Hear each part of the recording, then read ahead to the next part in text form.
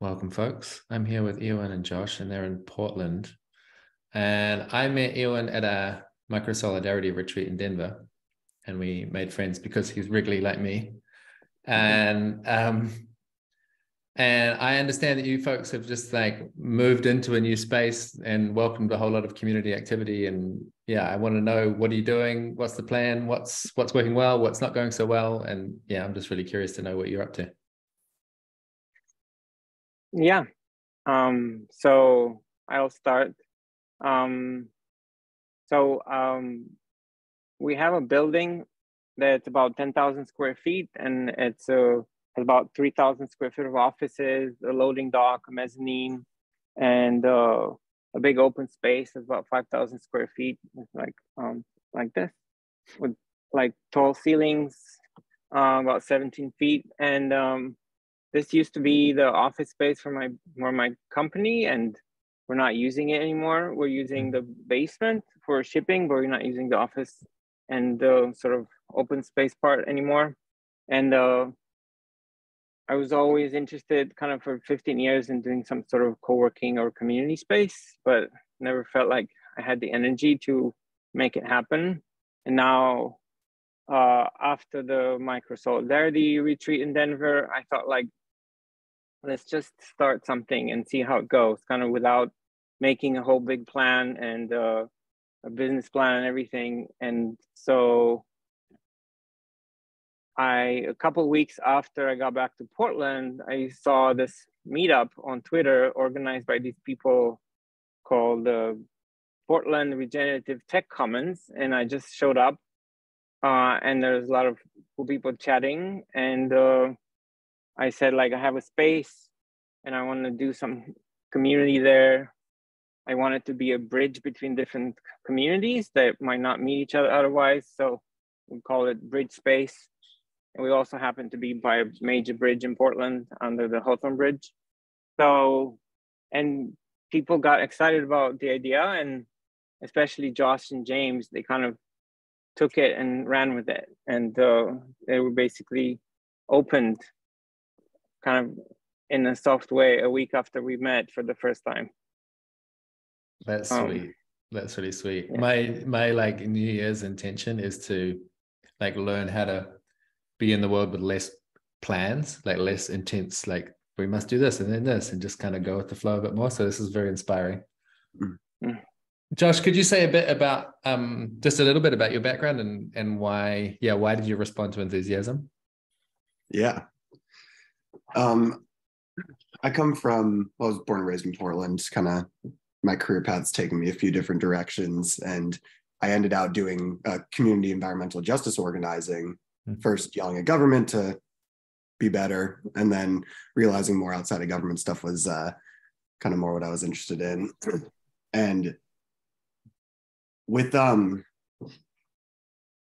think when I started talking with a few people around Portland who kind of had some similar ideas to me, we identified like all of these different kind of practices and cool stuff that was going on in Portland. It's been going on for decades. Before I was born, I'm only 25, and decided to kind of put out some pieces of writing and have this gathering. And Ioan reached out to us like right before it and said he had this space. And yeah, can you like rephrase the question one more time? Yeah, I'm trying to feel in for like, where's your enthusiasm? Like, you met here when you hear there's a space, like, what is it? What's kind of alive in your imagination that pulls you in? Yeah. So for us, we were like seeing all these things that were happening in Portland, whether it was permaculture, cool, like kind of neighborhood manufacturing stuff, amazing mutual aid networks. I mean, the list goes on, and really realizing how siloed these communities are, and can get into like kind of why they're siloed or why we're seeing why they're siloed. But similar to this idea of like a bridge space, we wanted to create containers for people to come together, talk, and maybe create new ideas from the like increased capacity that these like aligned practices can really have. And there's some kind of political economic stuff laced in there, but really it just comes down to people talking with each other who usually don't. And yeah, that's like really where a lot of my excitement comes. Cool. Me too. I will love to jump in at some point about this question, why the silos exist. But maybe it's not the place to start. We can start somewhere a bit more optimistic. Ioan, maybe you can tell me, like, yeah, maybe just I want to tune in with your inspiration. Like, why would you invite in a bunch of complexity into your life? Like, what's the big dream? That's a good question. Yeah, the first few weeks I actually wondered about that myself. It's like, oh, what did I get into? You know, but I actually realized I thrive on complexity.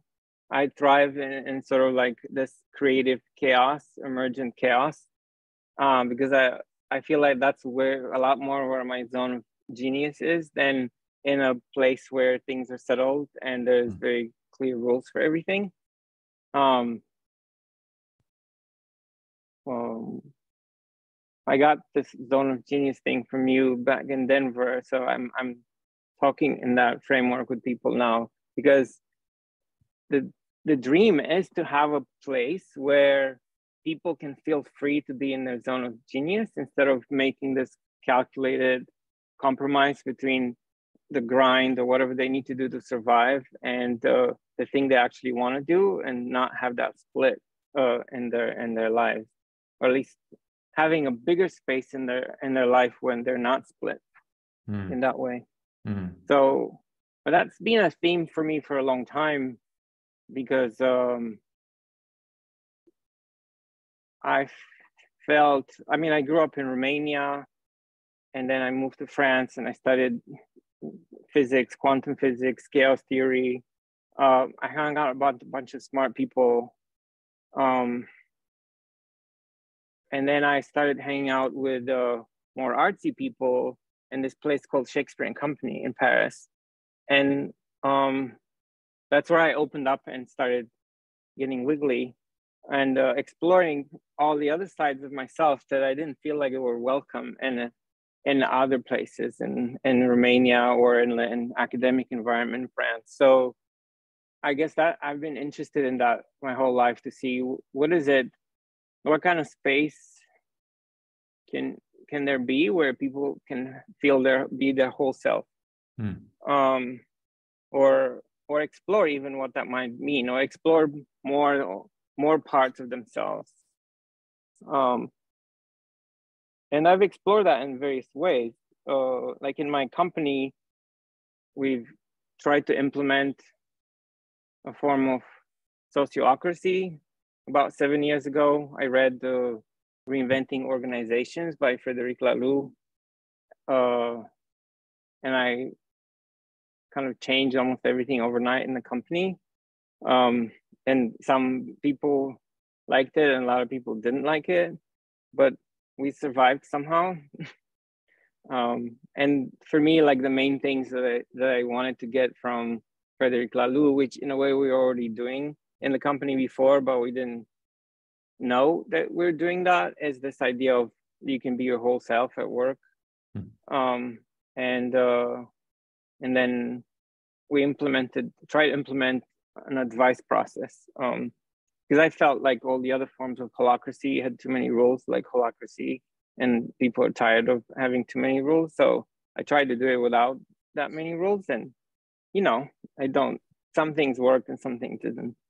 So, but that's the part where I have the interest in a non sort of, like you say on your website, non-domination based space and organization.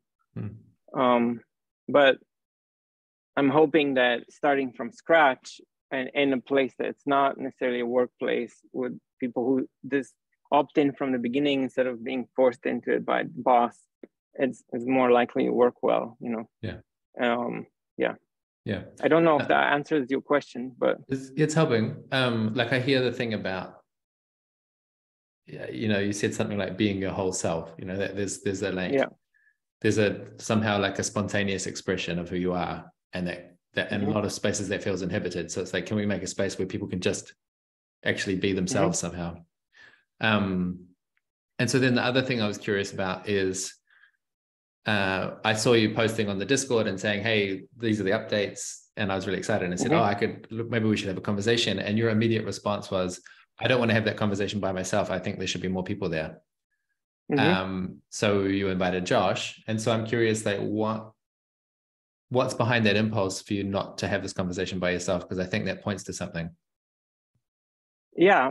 I invited other people. It was short notice, so the other people couldn't show up, like the other sort of organizations who are already involved. But well, I don't want to be in charge, and I don't want it to be my vision. I want it to be something that gets collaboratively formed. So, and I didn't want it to turn into some like Ioan therapy session, you know. So I want it to be a community thing, not about all my complexes. So, yeah. I can't commit to that. I'm sorry. What? I can't commit to it not being a Ioan therapy session. No, I'm okay. I like getting all the therapy I can get. It's just that I think it's more interesting if it's not focused just on me. Yeah. So then, what feels like it's going really well and is like just naturally flowing and is like, wow, great. And then what is a bit stickier or confusing or painful or be stuck on? I think somehow I feel like I want to say a little more about what we're trying to do before we get into that, or because I started to feel inspired to have more sort of stories about what this could be recently. So I think that gives more background. So one thing that I feel really inspired about now is the idea of what a place is versus what a space is. So this is a space, and we want to turn it into a place. And a place is a space with stories in it. And that's what I got that from Tyson Yunkaporta and from David Abram. They had this amazing conversation, and I studied with David Abram, so I'm really inspired. So like how can we find the stories that belong in this place, so they want to emerge in this place? And one of the amazing parts is the first organization that kind of jumped in from the beginning is City Repair, which has been a nonprofit in Portland, been around for like 25 years, who's all about placemaking. They make intersections into public spaces where people feel cozy. They paint the streets and put cup benches and libraries. So, and they are interested in participating. So that's something about placemaking. And another sort of way to tell a story is this concept of scenius that I just found on Twitter yesterday, but it makes total sense. So Brian Eno came up with this word, SCENIUS. So it's the genius. He says people think genius comes from a person, but actually genius comes from a community. So basically genius is the collective intelligence that arises when you have a group of people who have the right kind of relationships with each other. So so we want to create a scenius basically, or like find the scenius that's already here that needs a little bit more connecting. Yeah. And I've just seen like how, I think it was even yesterday on Twitter, like it seemed like 15 or 20 different people just jumped in when they saw the photo of the space. And it's like that that level of enthusiasm and readiness, like it's like a flood of water coming into a space, you know, like it's like it gives me hope that there is a scenius that wants to emerge, you know. It's like there's all that. That was kind of what you were saying too, Josh, that there's like a lot of activity happening, and it's like how do we give it the right shape so that it can see itself and come online? Yeah. So with that background, tell me what's not so easy. Yeah.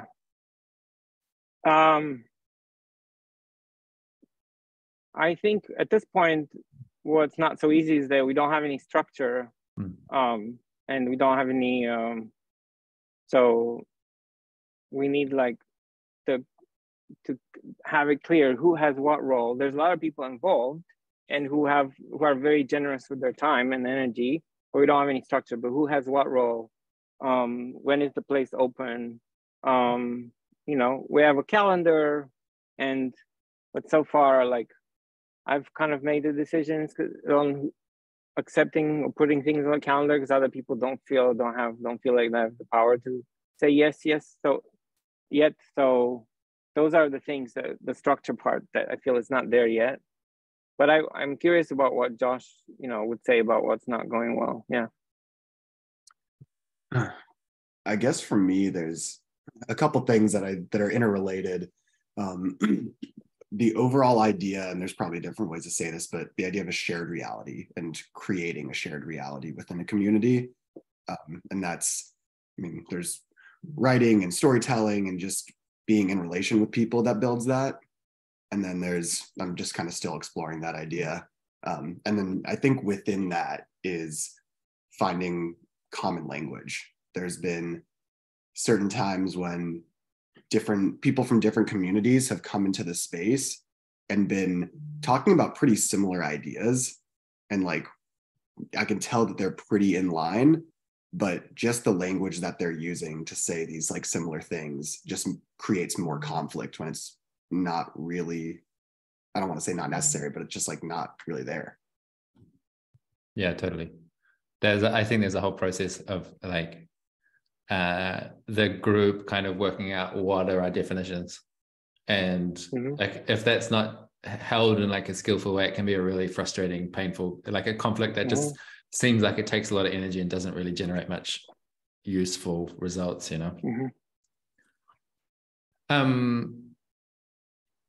have a couple more things about things that are difficult. Yeah. One is that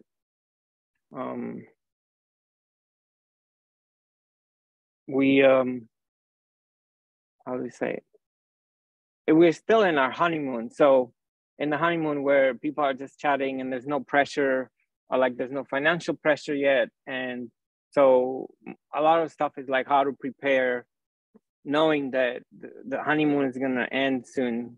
And so we want to be ready for that and knowing that it's coming. So, and anticipating that. And another thing that I think is harder to talk about is that I'm really interested in making sure that people who come in from different groups and want to be involved feel like they can maintain their own culture and their own way of doing things while still interfacing with other people who are here, and they don't have to conform or figure out like, oh, what is the culture of this place? How do you need to do things here? I want to make sure that it's very clear that that everybody can maintain their own way of doing things. They don't have to agree on stuff. They don't even have to talk about things. Like sometimes to the extreme, and to the extent that we have a clear structure of how you share space, that you don't have to spend time in endless meetings or have to show up on meetings. There's and that's the kind of structure I'm interested in, and I think that's hard. Or I don't know a lot of models where that's the case, because my impression is that a lot of these kind of spaces form around one group. They know each other, they like each other, so they know what culture they want and set the culture from the beginning, and that's very helpful. Yeah, because they can trust each other, and we don't have that. Yeah, but hopefully that's a source of. I'm hoping that can be a source of richness instead of an endless source of conflict. So, totally. Yeah, I think it reminds me of like what I've been. I know I haven't really figured out how to articulate this in the best way yet, but it's what I was really trying to get at in the retreat in Denver about pluralism. This idea that we really want to hold difference and not collapse that difference down to a unity, and that's actually countercultural for a lot of people. It's really common that people think that like I'm standing for something really important, like all of these kind of social good projects that you're talking about, they're all motivated by very strong values. And so it's really common that they'll have a sense like, this is what good looks like. And we need to like make sure that everyone is participating in this good way of doing things. And there might be some some way that you can signal to people on their way in, like, okay, this space is going to be a little bit different than you might expect. And I also talk about the minimum viable consensus. So what do we actually need to agree on? It's not that much, like there can be like quite a thin protocol layer that everyone agrees to. And actively invite people into the tension of there's this group and this group and this group, and they're really different, like this is a religious group that's from some ethnic minority, and they've got a specific culture that comes with that, and we're not expecting them to change it because there's this group of young techie people, or like that. Really, I wonder if there's a way to signal that to people and prime them, because if that signaling is not there, I think that people kind of naturally get kind of defensive and just instinctively go like, oh, they're doing it wrong, they should change, and I'll be the one to make them change. And that's a pretty ripe source for conflict.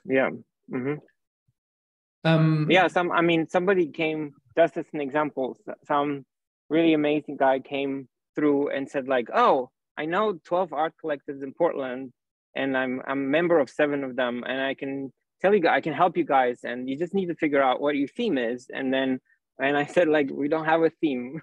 we don't want to have a theme. We want to have the place where all these people can come in and hang out. And we're probably not going to be exactly an art collective, but we want to be friends. We want to be a place where people come to find where all the other art collectives are. I'm so familiar with this challenge of like, it's supposed to be complex. Like, we can't pin it down. That's the point. I want to tell you a story. So there was a whole crew of us that met during the Occupy movement in Wellington.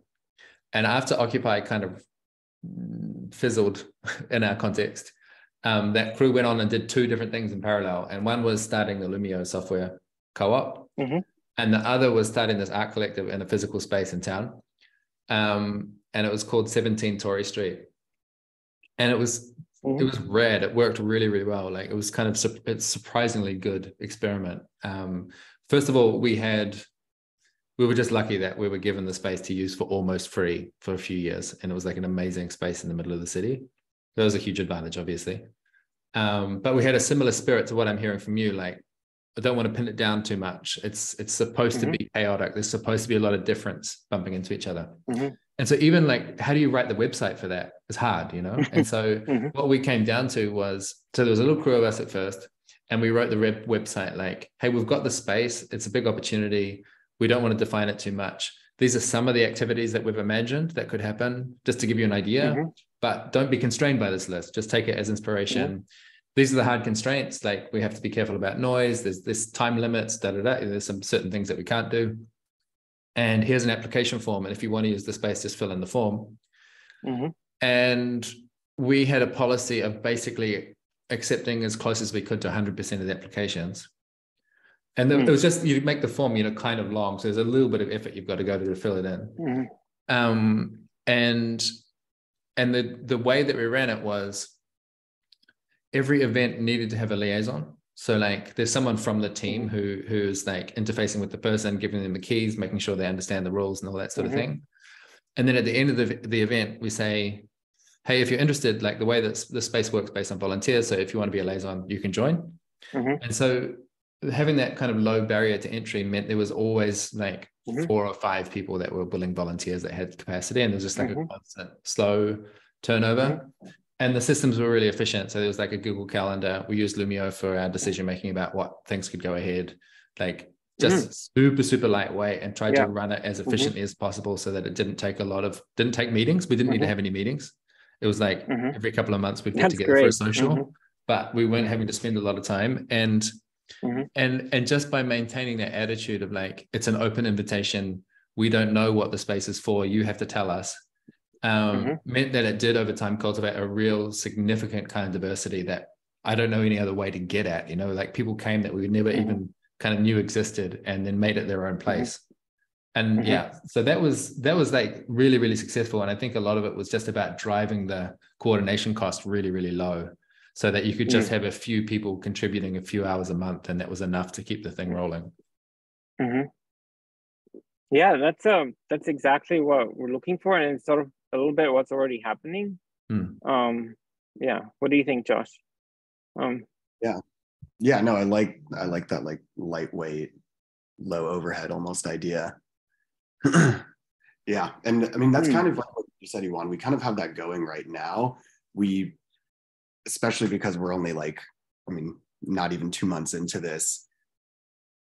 Especially the first few weeks, there was kind of like this. I at least felt this like just trying to figure out what was going on, figure out how much to infuse like our specific organizational energy from Portland Regenerative Technology Project, and how much like how to leave space open and all of that. And I actually like have found some pretty good guidance through through Microsolidarity, and not looking to be a leader, but looking to be a host. And that's really resonated with me. And I've just worked to make myself available in that space a good amount of time, and reaching out to people and open for the community and network to just come in and like tell them my perspective of what's going on, and try to share other perspectives of what's happening and create this greater whole. Yeah, that's so sweet to hear. I see Josh, the way he takes people around on a tour, and he's amazing. He's just the way of just having this beautiful, warm energy, and people feel welcome and they open up, and then they end up having these crazy conversations about lots of other things that have nothing to do with the space. And I think that's the genius of it, you know. Josh, how did you learn? Where do you think you learned that kind of hospitality skill? I've realized over the last few years that almost my entire life I've been an organizer.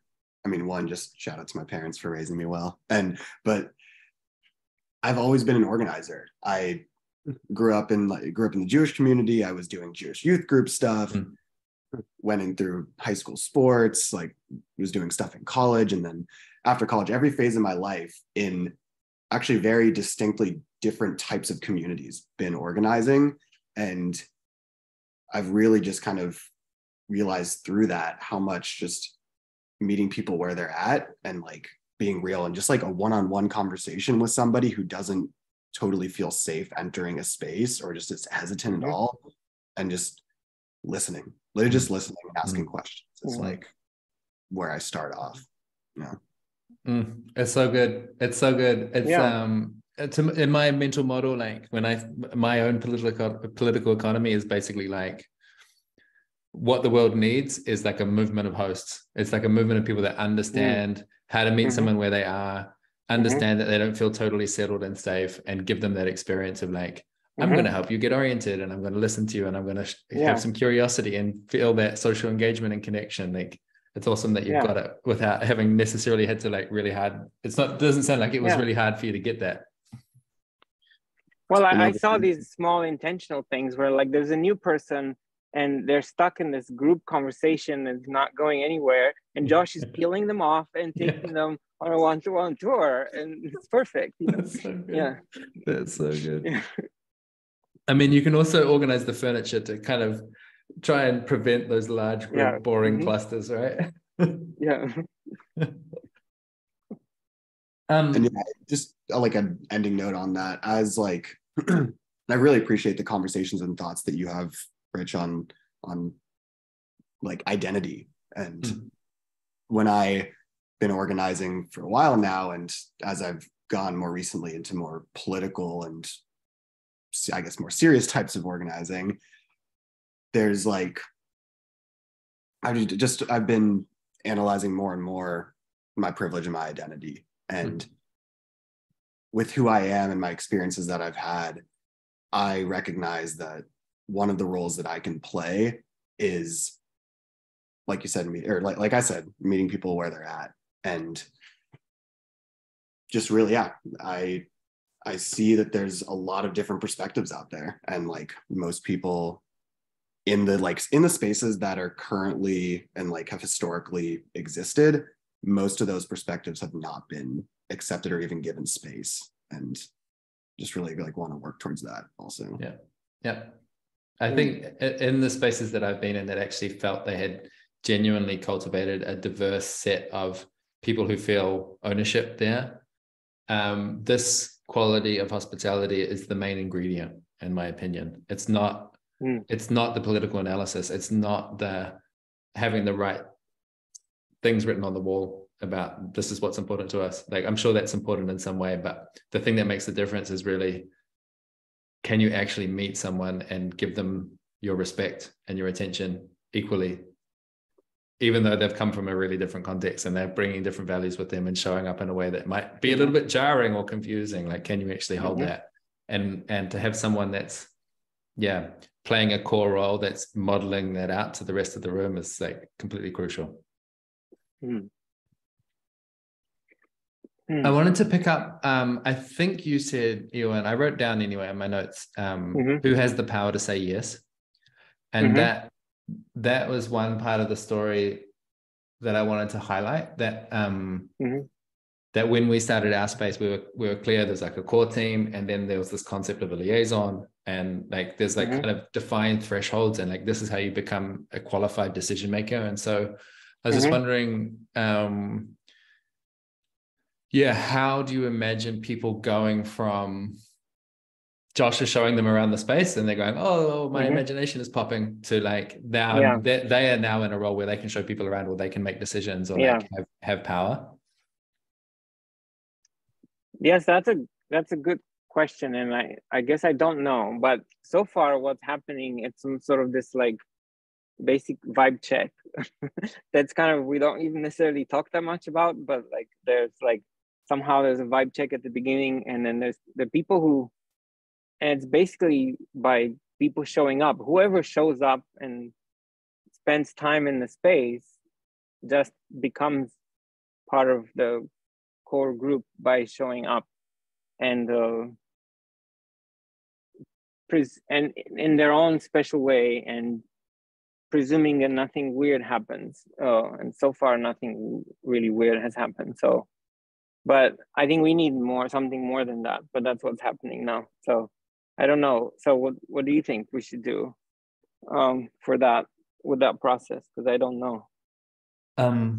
At some stage, and maybe it's too early to do this, but at some stage it's really useful to run the lens of like, there's a certain percentage of people that are essentially psychopaths, and they're what? They're psychopaths. Right.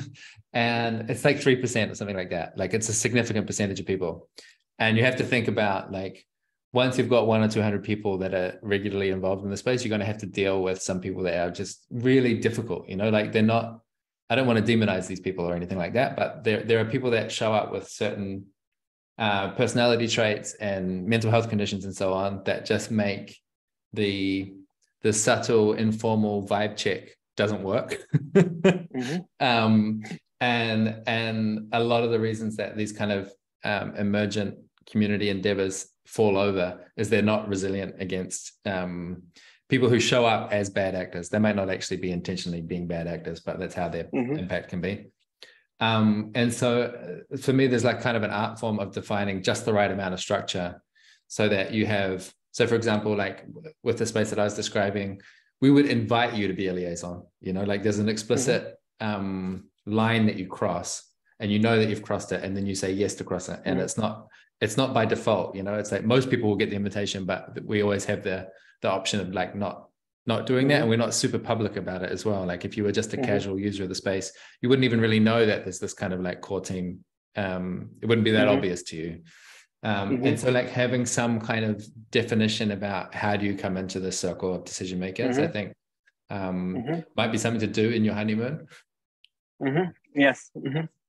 And I really agree with that framing as well, that you're in a honeymoon and you've got an opportunity and you've got to use it before the good energy runs out, because there will be a point where the enthusiasm is not enough anymore, and you suddenly have these tensions. So there are a few things that I think would be good to try and get in place in the next couple of months, and that would be close to the top of my list, I think. And not to keep citing Microsolidarity, but it's something that like, again, just really resonated with me when I've read it a few times, is that when you create solidarity at like a small level, whether it's just with one other person or with your crew, like there's solidarity means a lot of stuff. It also means accountability. It means trust, and like so many more things. that alone, I don't know if that like can help with like the psychopath problem, but there's definitely some room there for people to just be able to speak what is on their mind in a place that's not like out to everybody and can like things. Yeah.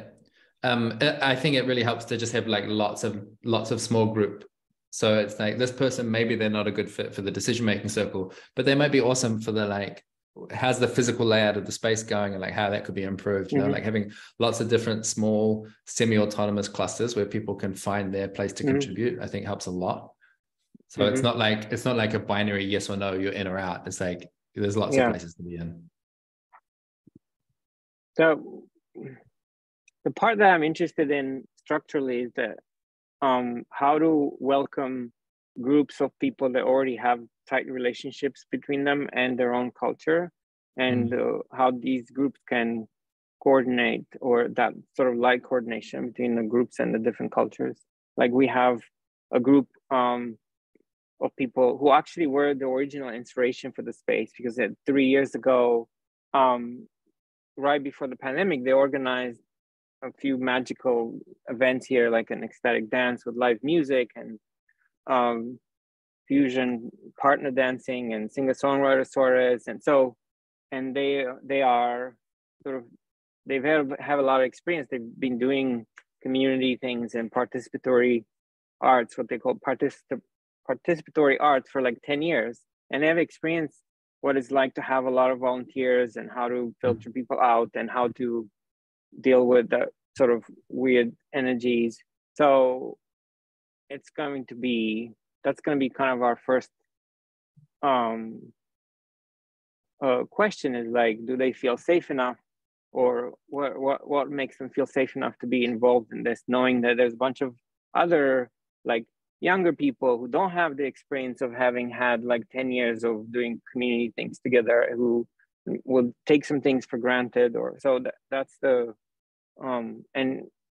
so that's the question. And then there's like City Repair that has their own culture of doing things for 20 years, and hopefully we stay open to other groups who have their own culture and figure out how to fit in the space.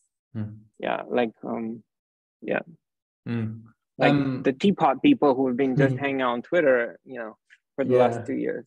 And the teapot people from Twitter, they really bring a distinctive set of norms which are different from what I'm imagining from the people you've described. Like there's a really different political analysis going on in that crew, which I really love, but it's different. What comes up for me, there's two answers. One is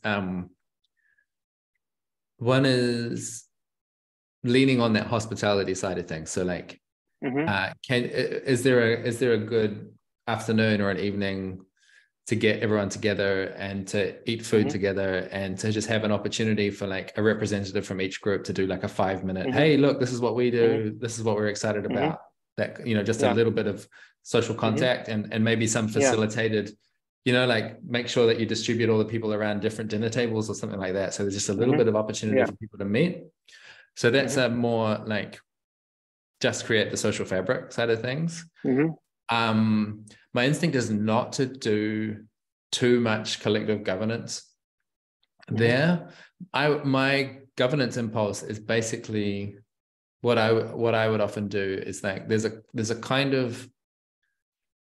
a decision-making phase before consensus, which is about one person going around bringing a question to one group. So like going to the City Repair people and saying, what would be like the minimum set of agreements you'd need to feel really safe and secure in this place? And then just get a rough sketch of what they have in mind, and then take that and take it to the next group and say, I've been trying to figure out what would be a minimum set, and I've got these ideas. What do you are there any that stick out to you? Is there anything missing? And kind of like just gradually one by one, take it around the circle, and see if you can, in your role as being good with complexity, sit in the middle of that and see if you can just feel, there is a minimum viable consensus here, and I can just bring it to the group and say, hey, I've talked to a bunch of people. This is the first draft. I know there's some things missing, but is this good enough to roll for the next 3 months? And then just put a mark in the calendar and say, we're going to do this again in 3 months. And I'm just describing that process as opposed to starting from a circle with 8 or 15 people or something and saying, what should we agree on? And before you know it, you just have everyone's like projections and triggers and polarizations all like trying to get resolved simultaneously. That's like very difficult to impossible. Yeah, that makes sense. Yes.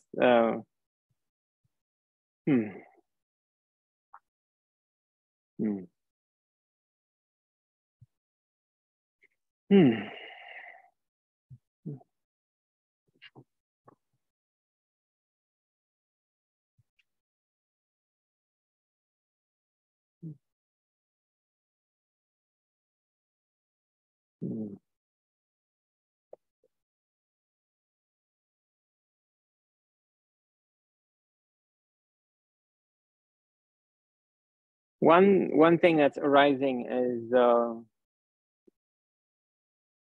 how to organize for the boring stuff getting done, because there's stuff that everybody's excited about and there's stuff that nobody really wants to do, and I really want to value the people who do the stuff that usually people don't want to do, because that's what keeps the place alive and keeps it from falling apart.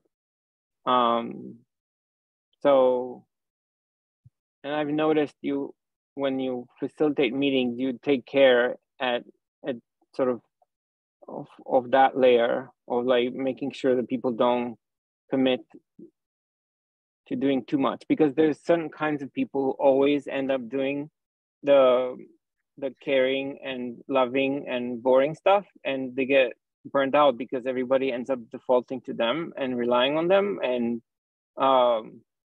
especially there's all these dudes whose own genius is just talking and like coming up with fancy ideas and not getting anything done, you know. So like there's too many, you know. So I wonder what your feeling is about how to really value that. And so far, I feel like we've had a good balance, because there's people who are like, and there's usually people who are in the middle. We found there's already people who are connecting. They're involved in city repair and then the alchemy arts and a bunch of other things. So, and people who really want to be involved, and they're doing the boring stuff and have a bunch of exciting ideas at the same time. But I don't know if you have a process for that, for how to do that openly from the beginning, so that it doesn't come up later. It's like, you guys have been relying on me and it's not okay, you know? Yeah. I think you should really talk to Drew at Shared Ground about this.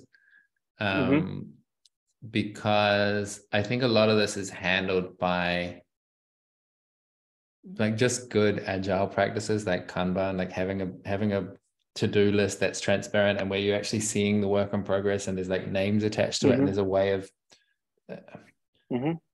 just creating more transparency and more legibility about what's happening. I mean, even what you just did, and you know, you said, oh, Josh does this when people come into the space, like making it known, like having an opportunity to name what I've seen someone contribute here. Like you could do a little ritual around that at one of your meetings or something, like everyone just quickly name one thing they've seen someone do that they value, or, you know, like it's about like when you talk about like the dudes who talk a lot and like don't clean up or something like that, I think about that mostly as a visibility problem, like that the dudes were trained from an early age to not notice that there's someone going around cleaning up after them. And you can give them a whole bunch of like scolding and shaming, and then they get all defensive, or you can just like bring it to their own awareness in a way that they can actually see it and realize like, oh, this is how you participate. So yeah, I'm thinking like something transparent, post-it notes, like rosters, rotating things. I lived in a really great shared house in New Zealand, and we had, I think we had like 8 people there, and we had 7 chores that needed to be done every week. And then because we had 8 people, we had the 8th thing, which was just any kind of improvement you can make. So it's like, you know, take the rubbish out, do the washing, whatever. And then the 8th one is make the place better somehow. And so there's like every week we just rotate that, and it's your turn to, oh, now I have to make the place better. So like any kind of system like that, where you can just visualize who's doing what and make sure that people understand what is this list of boring stuff that needs to be done. And the other thing that Drew's been talking about, his idea, he's thinking about like, how do you make a self-running space? So for example, who actually knows how to put the trash out? There's a bunch of little detailed information about where's the bags come from, where's the dumpster, how am I supposed to separate it? Like hardly anyone is going to know that. And so one or two people are going to always do it and they're going to get resentful. So he's like, there should be a QR code on the trash container that says, please take me out, here's the instructions. And you just need like a simple wiki or a Google Doc or something like that, where people can, there's some system where people can, I'm really thinking this is maybe a little tech intervention here, that they can generate new QR codes and new like operating manuals for like, how do you run the space? I think that could be really cool to find that. And yeah, I think it's mostly about visibility. That's the thing that comes to me. And like celebration, like the reason that people get burnt out is because they're contributing and they're not getting any acknowledgement. Yes. And it doesn't rotate. They're stuck being the only person doing that and not getting a break. Yeah. Or what are your thoughts about building a sense of, I mean, I don't know if ownership is the right word, but as more people and groups are coming in, they're natural. I mean, most people are naturally going to feel like, this is new to me. I don't want to push too hard on what I want. But there's like kind of this flip side of like ownership and like responsibility. And like, as being one of like the earlier people to like be like a host in the space, that's like one of the bigger things that I'm like kind of still struggling with. Yeah, I see that as it's like half of, there's a kind of polarized dynamic here, which is on the one hand, you want people to take ownership and you want to invite them in to take more ownership and acknowledge that people might need a bit of encouragement. And then at the other end of the spectrum, you have people who do have disproportionate influence, need to be honest about that. So like, Ioan, it's your space at the moment, you know, like it's your, it's your financial risk at the moment. And in your desire to be co-creative and open, it's easy to lose track of the fact that you actually got a unique responsibility. And like, if you're really pissed off at some point, that actually is going to threaten everyone. And so we need to be like kind of transparent about that and not have that come as a like nasty surprise later. So what's coming to me is like, I'm imagining a wall and you have like Polaroids of everyone that's participating. And then like a whole stack of Post-it notes of like all the micro roles that I'm involved in. And one of them might be Ioan saying, I have the financial liability of like, if this thing goes horribly wrong. And you can also have, maybe there'd be a way of kind of dividing it of like, these are the roles that I love to hold. These are the ones I'm okay doing. These are the ones I want to get rid of. And I'm really looking for a volunteer to like take it off me. And that could update, you know, once a week or something like that. Like just, and then when someone new comes in, I could imagine a ritual or something of like, after they've been there for a few hours, it's like, so what's your first micro role that you want to pick up? Like, what comes to you? Like, is it just rearranging the furniture a little bit, or is it no, I've got this really bold project, or and so that I think people feel a lot of one of the ways that people feel they belong is when they know what their contribution is.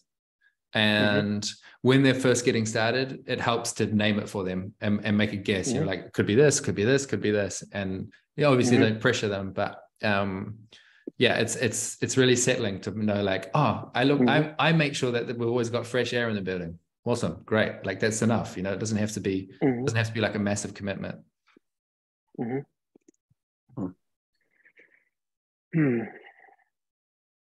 you have any Post-it notes on the wall at the moment?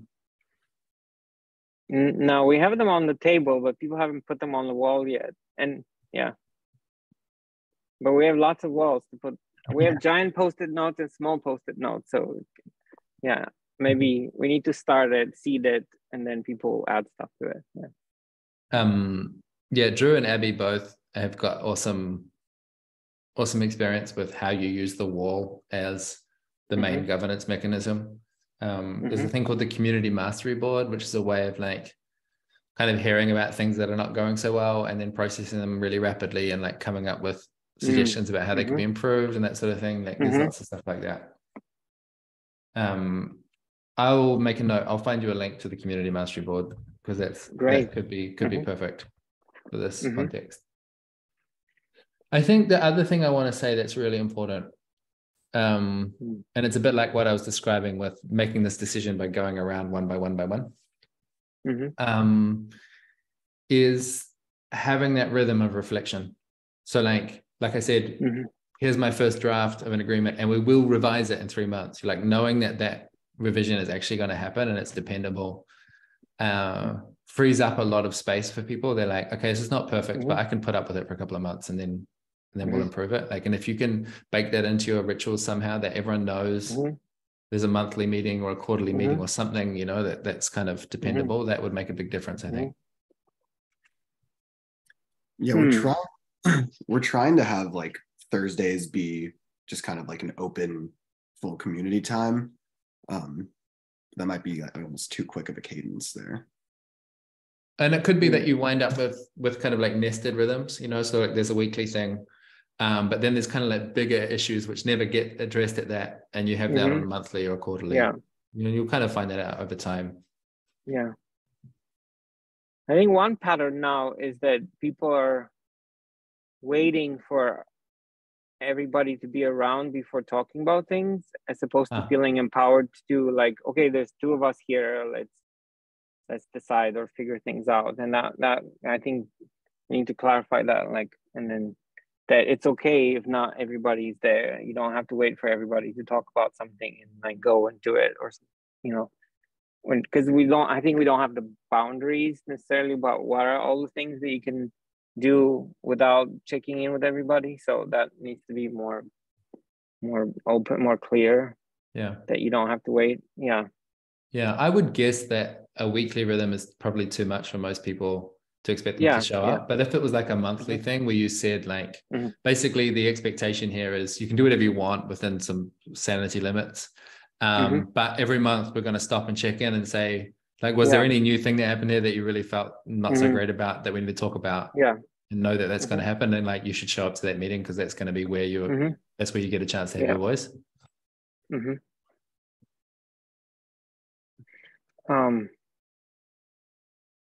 One thing I'd like to talk about before it's over is about money and the sort of the different forms of value and different forms of capital that people have and bring in exchange in this space.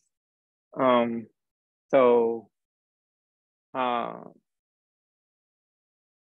I think a lot of part of the motivation from people joining is also to explore that realm of what other values are there, what are the ways of contributing in exchange there are. So, but there's also a reality at the end of the day that the mortgage needs to be paid, you know, and eventually, ideally, people who are working here and contributing, ideally, they get paid, you know, instead of, I mean, I think relying on volunteers is how a lot of things get done, but also if people are doing awesome things, ideally there's a way they get paid, you know, in some way.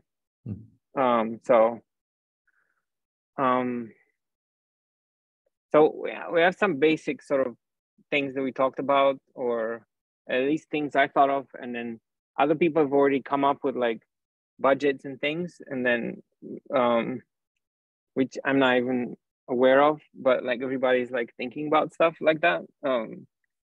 So the basic sort of the basic boundaries are that what I offer would be that whatever entity emerges out of this is not going to have to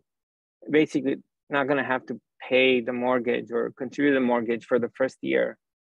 So we have a year to figure things out to prove that whatever is happening here is sustainable enough so that in the second year it can cover this percentage of the mortgage and whatever other expenses are happening in the place. So that's like the boundary, the outer boundary.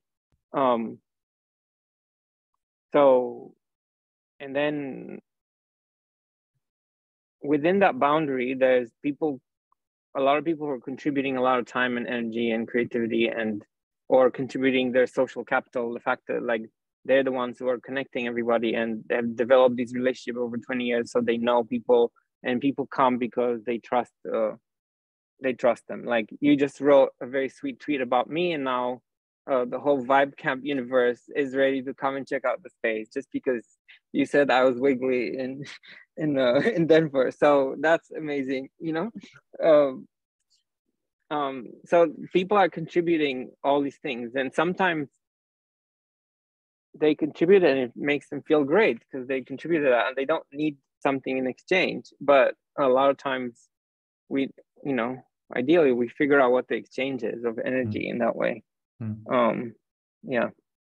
And usually in spaces like this, things become fairly transactional. Like this room, you can rent it for this much time per hour, and then this other room costs this much, and then you can be a member for this much, and being a member gives you access to this and that. I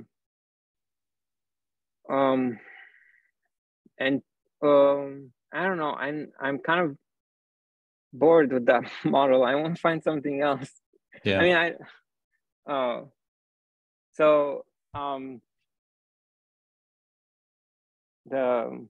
I'm hoping, like, my sort of unrealistic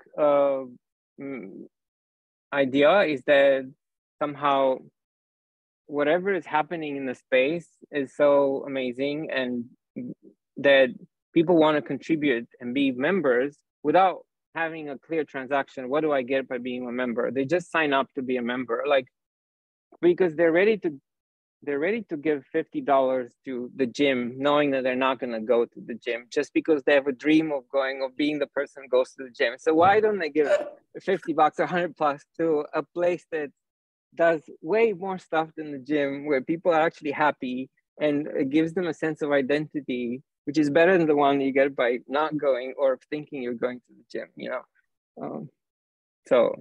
Your gym for your soul, you know, for your community soul. So I want people to feel like, yeah, I want to give $100, and maybe I'll show up, maybe I won't. So because if we get 100 people to give $100 a month, or 200 people to give $50 a month, I'll cover enough of the basic stuff. Yeah. And I think that's not realistic, but that's what I'd like it to be. Yeah. I would love it if you had a conversation with Diana from Blivanda in Stockholm, because they've had to do a lot of experimentation to find a business model that works. And I think what they've come up with is really complex. And that's what I have in mind for you as well. Like, that you might find that there's this whole, all these different parts that kind of like make a patchwork. So, I mean, I would play with the idea of a membership that's a very low barrier to entry, you know, like I've done with the Microsolidarity network. If you want to come to the monthly calls, it's $3 a month, you know, it's like just a little token that says, I don't want to keep anyone away, but I also want to put people in the frame of mind of like, there is some kind of value exchange going on here. And there's a little threshold. So like, it could be interesting to play with that sort of level, $5 a month kind of thing. And then depending on what the space is like I know a few spaces that can earn really high rates as a, like, we rent it out for an advertising agency for like 2 nights, and that kind of pays for the month kind of thing, you know, like these kind of things that you get as a studio. And then you wind up having these like grants from the city council, and then there's like some anchor tenants that pay just like normal rent for like a normal office, and you just have this whole like coalition of different income streams like that. That seems kind of realistic to me, that it winds up being this patchwork of different things. But yeah, I think just talk to people that have got more experience of actually covering the rent in different ways.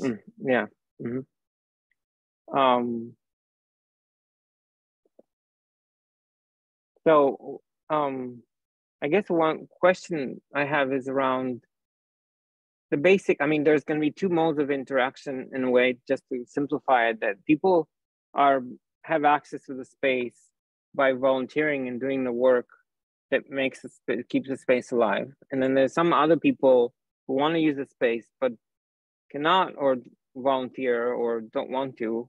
And I want to figure out how to ask them to contribute, other than having like a set rate that might not make sense, the same set rate for everybody. So I want to have this an invitation for everybody who comes in, to ask them how do you want to contribute, you know? Mm. And I've been joking and telling people we're doing the Marxist thing, from everybody according to their abilities to everybody according to their needs, you know? But people are uncomfortable. They want to know, like, okay, I want to use the space. What do you want? And I put them in this uncomfortable place to think about how they want to contribute, which, you know, some people are up for and some people are not, you know? Yeah. Yeah, it's complicated. One couple things that come to mind. One is, yeah, it is like, you can't put too much on them, you know, like that you've got way more context than they do. And you actually have to help them make a good decision. Like you can't just sort of say like, contribute what you want. Like you're not going to get good answers from that usually. So there needs to be a bit more guidance. What comes to mind is just have really good parties once a month and just have a ticket price that people are excited to come and pay $30 to go to a really good party, you know? And the other thing is I went into a space once and they had like a tablet at the door that had a tap your credit card here to pay us $5 donation thing, like super streamlined user experience that just made it really easy. You don't have to really think about it. You don't have to do it if you don't want to, but like you just watch people tap their card as they walk in. Like that felt really good. And yeah, I'm just like, just run some experiments and see, you know, just be explicit about this is the experiment we're running this month and what do we learn, and then iterate intentionally and just put that minimum structure around it, and you'll find things which stick. And yeah, that makes sense. But yeah, I just wanted to add, there's one of you mentioned a little bit ago of like there's different types of value, and like I'm interested in the idea of like multiple forms of capital or like 8 forms of capital, and financial is just one. Like we might be able to find whatever, a company or a nonprofit that's pretty well funded that can even infuse some of the financial capital that they have to supplement for somebody or organization, community that might be disadvantaged and doesn't have that financial capital, but has the cultural capital, the experiential capital, and so many other forms, and that there can be these kind of like transfusions, I guess, from different forms of capital to another to enable for like just more participation, and accessibility. Yeah, totally. And this is like, I mean, the timing's a bit off, but this is one of the good things about having crypto people involved, is that it's like, whoa, there's all this funny money floating around, and like anyone that's actually doing a social good project with like regenerative focus and like regenerative technology can really attract a good chunk of donation funding, and like having a few tenants like that in the space that are in that kind of position to be able to be a little bit more generous than average, like creates a lot more padding. I mean, just Ioan creating, like having the space for us and giving us this year-long runway. And at first it was 6 months. And then once he kind of saw that there was cool stuff going on, it seems suddenly I was hearing 12 months. And I mean, it's just having, I mean, I don't know how much it could be rented out for each month, but it is such an infusion that like, it is just taking, the value that's being created just from that being there is like immense. I mean, to be just honest, I tried to rent it, and it's hard to rent a space like this in this market. So there's an abundance that comes from the scarcity of where the economic cycle is. It's not, you know.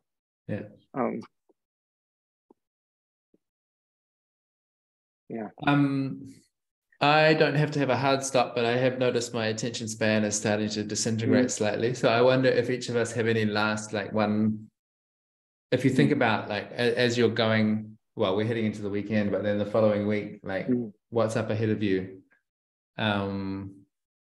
Anything you feel puzzled about, or like that would just be fun to discuss.